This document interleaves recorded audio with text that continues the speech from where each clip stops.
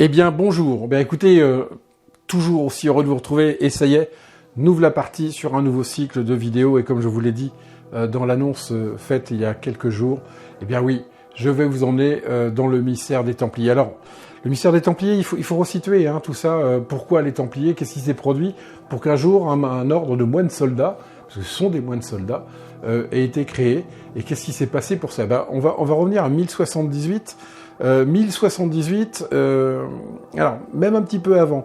Avant 1078, la ville de Jérusalem était, je vais dire, une ville ouverte. C'est-à-dire que les pèlerins, les chrétiens essentiellement, de toute église confondue, pouvaient se rendre relativement facilement à Jérusalem pour se recueillir sur les lieux saints, le Saint-Sépulcre, le Golgotha, et c'est tous ces lieux qui sont extrêmement importants pour la religion chrétienne. Et puis 1078 arrive. Les Turcs décident de bloquer l'accès à Jérusalem et empêchent les pèlerins et les chrétiens de se rendre sur les lieux saints. Alors quand on dit qu'ils empêchent, c'est pas comme maintenant avec une frontière où on les bloque, non, on les martyrise, on les massacre. Et donc ce qui fait qu'il y a énormément de pèlerins qui vont être tués par les Turcs. J'insiste bien, ce sont des Turcs qui font ça. Donc on est sur une montée de haine des Turcs vis-à-vis des chrétiens, parce que c'est quasiment ça. Et évidemment, vous pensez bien que dans le monde occidental, dans les royaumes d'Occident, tels la France, tel l'Empire germanique, tels les pays comme l'Espagne et autres, vont pas comprendre ce qui se passe et ne peuvent pas laisser passer ça. Et c'est pour ça qu'en 1095, eh bien, la première croisade va se lancer pour aller délivrer les lieux saints. C'est l'objectif de cette croisade, pour que par la suite, évidemment, tout chrétien puisse se rendre librement à Jérusalem pour pouvoir aller se recueillir sur ces fameux lieux saints, lieux de la passion du Christ, et pour justement vivre, du moins ressentir, ce que Jésus aurait pu ressentir pendant cette dernière semaine de sa vie où il a été extrêmement présent et jusqu'au moment où il a été crucifié sur le Golgotha, comme nous en avons déjà évoqué dans certaines vidéos. Donc la première croisade va se déclencher. Évidemment, c'est surtout un ensemble de massacres assez phénoménal qui se met en place, de part et d'autre. Il y a des batailles en permanence, jusqu'en 1099, où finalement les croisés vont arriver sur les murs de Jérusalem et vont réussir à prendre la ville. Et c'est là où on dit que Jérusalem est délivrée par l'hoste de la croisade qui est menée par un certain Godefroy de Bouillon. Alors Godefroy de Bouillon, lui, il va libérer la ville avec son hoste, avec son armée, et évidemment les croisés vont s'emparer de la ville. Alors on peut imaginer que même s'ils venaient au nom de Dieu, ils ont aussi massacré au nom de Dieu, et que les musulmans qui étaient présents, et certainement les juifs aussi, ont dû particulièrement subir les affres de cette guerre et de cette invasion, parce que mine de rien, c'était quand même une invasion. Donc les croisés s'emparent de la ville, ils s'y installent, ils vont donc libérer les lieux saints, ils vont même s'approprier les lieux que les musulmans utilisent, et notamment la fameuse mosquée d'Omar qui se trouve sur le mont du Temple, et ils vont s'installer là, et il va y avoir un roi de Jérusalem qui va être nommé. Et ce n'est pas Godefroy de Bouillon, parce que Godefroy de Bouillon, on lui a proposé d'être roi de Jérusalem. Mais en homme intègre et chrétien qu'il était, il a répondu, c'est ce que nous rapporte évidemment l'histoire légendaire probablement, mais il a répondu qu'il ne pouvait pas accepter de porter une couronne, probablement en or, sur le crâne, là où Jésus, lui, avait porté une couronne d'épines. Donc Godefroy de Bouillon refuse la place de roi de Jérusalem, et c'est un autre personnage, Baudouin Ier, qui va être installé comme roi à Jérusalem. Donc Jérusalem s'installe dans un monde très chrétien, où les croisés sont très présents, les autres religions telles que le judaïsme et l'islamisme vont être mis de côté, voire probablement plus ou moins interdites. Seuls les chrétiens vont pouvoir continuer à être présents sur les lieux saints. Et évidemment, on va avoir, à partir de ce moment-là, tout un mouvement, puisque les routes sont ouvertes, routes ouvertes et protégées par, évidemment, des soldats de la croisade. Sur ces routes vont commencer à revenir et à circuler de nombreux pèlerins qui viennent d'un peu partout de l'Europe médiévale pour pouvoir venir prier sur les lieux saints. Une grande partie des soldats qui étaient liés à la croisade vont évidemment rester sur place et justement s'occuper de la sécurisation des routes, si je puis dire, car soyons-en certains, les musulmans notamment ne vont pas laisser l'état des choses telles qu'elles sont. Ils vont toujours vouloir reprendre la main sur toute cette région qui est la Palestine, et il va toujours y avoir en permanence des rixes, des échauffourées, voire même des batailles dont certaines seront célèbres par la suite. Eh bien, évidemment, on voit que la présence militaire des croisés est indispensable pour protéger les pèlerins. Alors, elle est indispensable, mais il y a toujours des hommes qui vont continuer à vouloir protéger ces pèlerins, et c'est là où on va arriver un petit peu dans le vif de notre sujet, puisque quelque part en Champagne, donc dans la région autour de Troyes, eh bien, il va y avoir quelques hommes qui vont décider de tout quitter pour aller protéger les routes des pèlerins. Alors ça, c'est assez étonnant, parce que alors il y a le chef de ces hommes, c'est un certain Hugues de Pint. Alors, il y a toute une polémique autour de son nom, Hugues de Pint, Hugues de Payen, Hugues de Pagan. Ceci dit, pour l'instant, l'histoire retient quand même Hugues de Pint, qui était un petit seigneur justement de la Champagne, qui est vassal du comte de Champagne. Donc, il connaît très bien le comte de Champagne. D'ailleurs, il a des liens familiaux avec lui. Eh bien, il décide, avec 8 autres compagnons, de tout quitter pour partir en croisade. Alors, ils quittent tout, mais ils sont soutenus. C'est-à-dire qu'ils vont avoir une lettre d'introduction, et notamment celle du comte de Champagne, pour se présenter au roi Baudouin Ier à Jérusalem lorsqu'ils seront arrivés sur les fameux lieux saints. Évidemment, après plusieurs mois de voyage, nos 9 compagnons, puisqu'en tout ils sont 9, vont donc arriver à Jérusalem, et ils vont donc mettre leur épée, je dirais, pour aider à la protection des pèlerins qui vont circuler, et ceux qui viennent de Jérusalem. Et c'est donc leur but. Ils ont comme mission de protéger les routes des pèlerins et les pèlerins eux-mêmes. Et donc ils vont arriver à Jérusalem et ils vont se présenter au roi Baudouin Ier avec la fameuse lettre d'introduction, notamment celle rédigée par le comte de Champagne.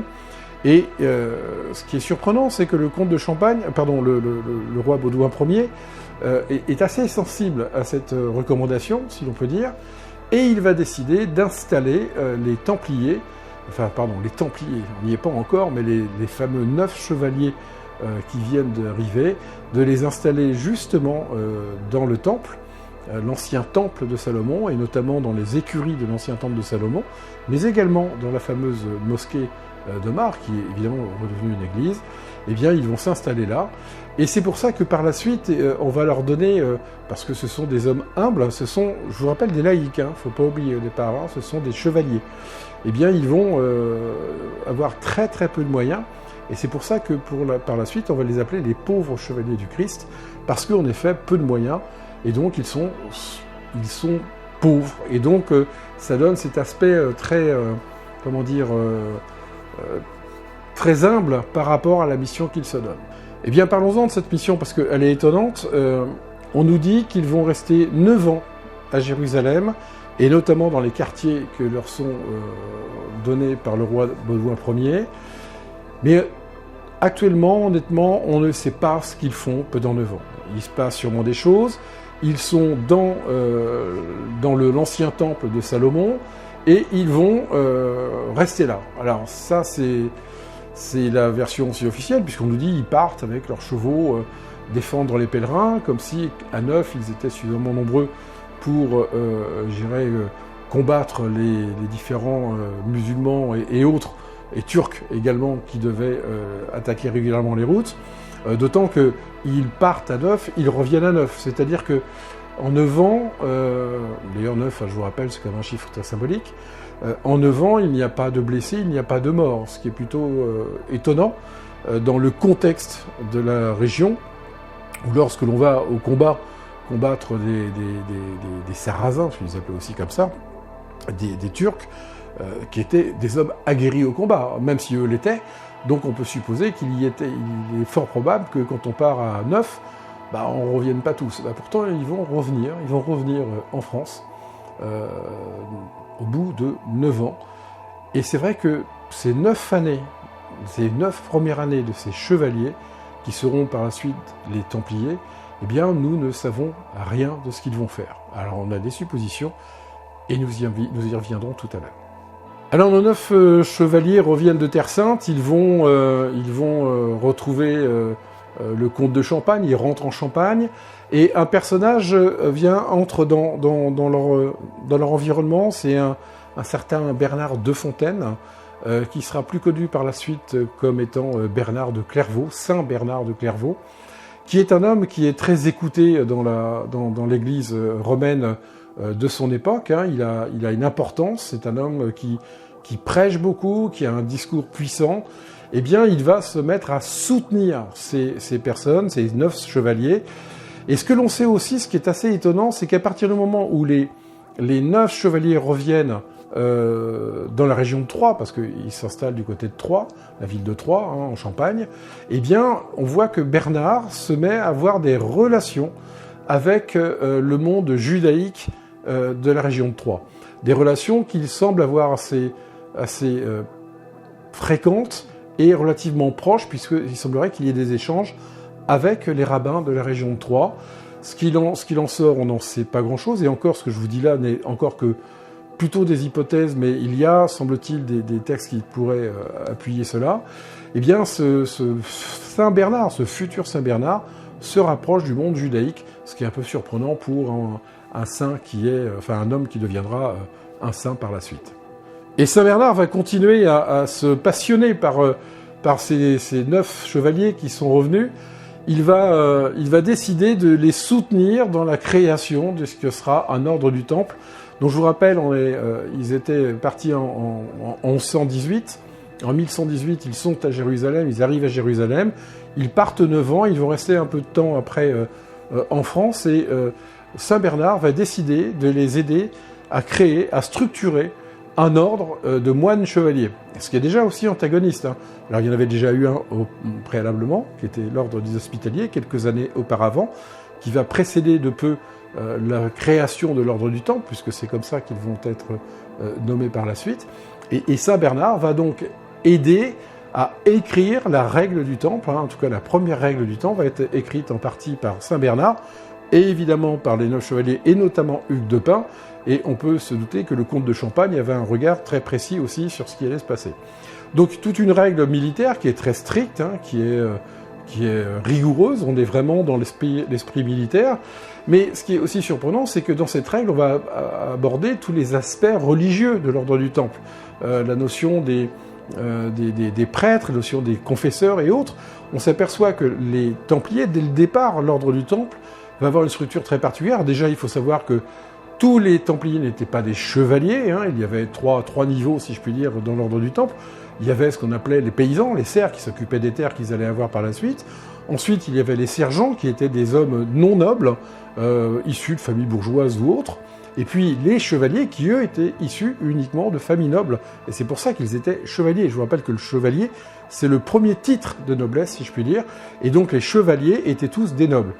Et ce qui est assez surprenant d'ailleurs dans cette façon de faire, c'est que quand on rentrait dans le temple, on faisait des dons au temple.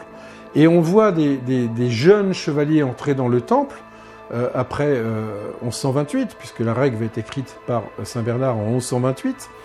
Eh bien, on voit que ces jeunes chevaliers arrivent avec des donations considérables.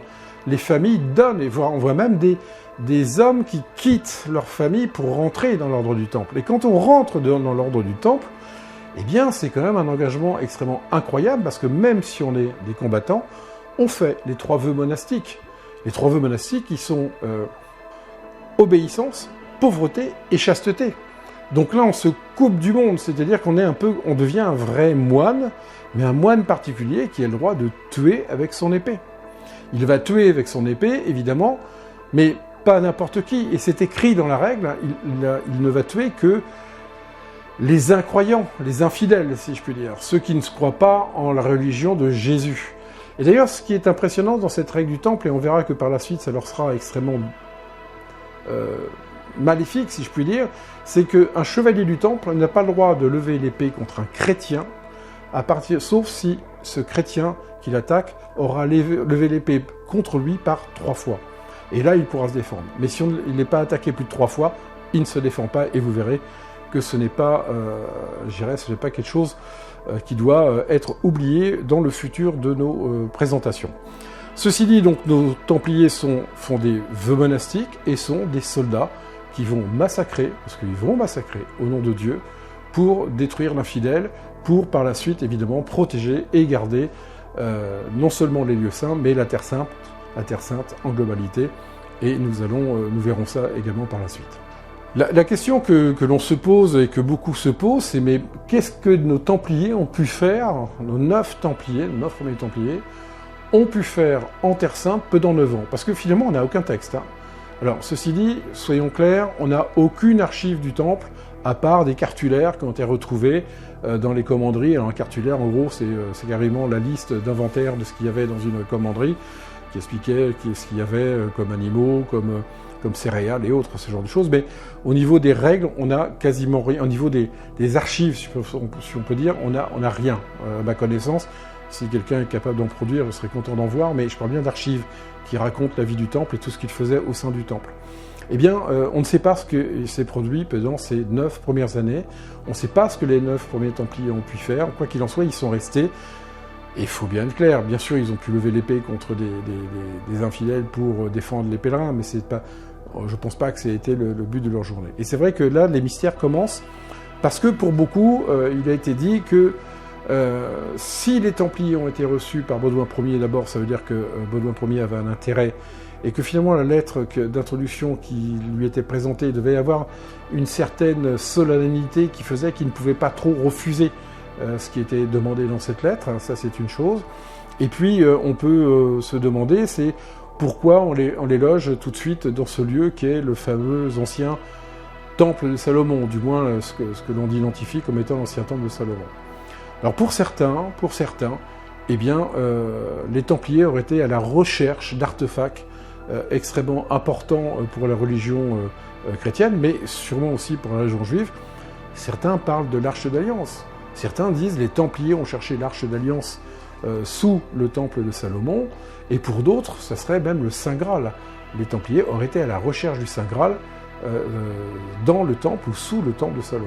Alors, il y a un événement qui s'est produit dans les années 80 à peu près, où des archéologues israéliens ont fait des fouilles sous le temple de Salomon, enfin en tout cas dans les alentours, et ont mis à jour des cavités, des souterrains qui ont été creusés, et ils les datent à peu près à l'époque où l'ordre du Temple était présent dans ses débuts à Jérusalem. Alors, si c'est vrai, parce que tout ce qui touche le monde d'Israël et la Palestine globalement, on sait que c'est un sujet qui est très compliqué, si c'est vrai, donc ça veut dire que les Templiers auraient creusé réellement sous le Temple. Donc ils cherchaient quelque chose, on les avait sûrement demandé d'aller chercher quelque chose, et c'est peut-être ça la première mission des 9 chevaliers du Temple. Ce qui est intéressant, c'est si on les envoie, c'est qu'on avait décelé quelque chose à trouver préalablement avant qu'ils partent. Donc c'est-à-dire que des gens déjà réfléchissaient avant eux, ou en tout cas ils faisaient partie des gens qui réfléchissaient à quelque chose qui pouvait dissimuler à Jérusalem, et notamment dans ou sous l'ordre du Temple, ou en tout cas dans les lieux saints de Jérusalem, parce que c'est vrai qu'on se fixe sur Jérusalem, mais peut-être y avait-il une autre recherche qui était faite. Et c'est vrai qu'avec le temps, quand on réfléchit, avec tout ce qui a été découvert et mis en évidence, plein de sujets, plein d'hypothèses peuvent apparaître. Alors, est-ce que les Templiers ont continué à chercher, et ont-ils trouvé quelque chose? Eh bien, ça va être un peu le sujet que nous allons petit à petit développer au travers de nos vidéos, pour que nous puissions réfléchir ensemble sur ce qu'auraient pu trouver les Templiers, si tant est qu'ils cherchaient quelque chose. Mais il y a un faisceau d'indices qui nous permet de penser qu'il y avait une recherche de quelque chose, et nous verrons qu'ils ont dû trouver quelque chose qui a été suffisamment marquant pour eux, pour que par la suite, il se passe peut-être des choses de l'ordre du Temple. Nous y reviendrons et nous en parlerons un peu plus tard. Voilà pour cette première vidéo, peut-être un peu courte, mais qui nous permet déjà de mieux nous poser sur l'histoire du Temple. Je pense que par la suite, je vais développer évidemment les sujets que je sous-entends dans celle-ci. En tout cas, je vous souhaite plein de bonnes choses, une excellente journée, excellente matinée, ça dépend à quelle heure vous regarderez ça. Et puis en tout cas, je vous dis à bientôt, je vous estime, et vraiment, merci de suivre mes travaux. À bientôt.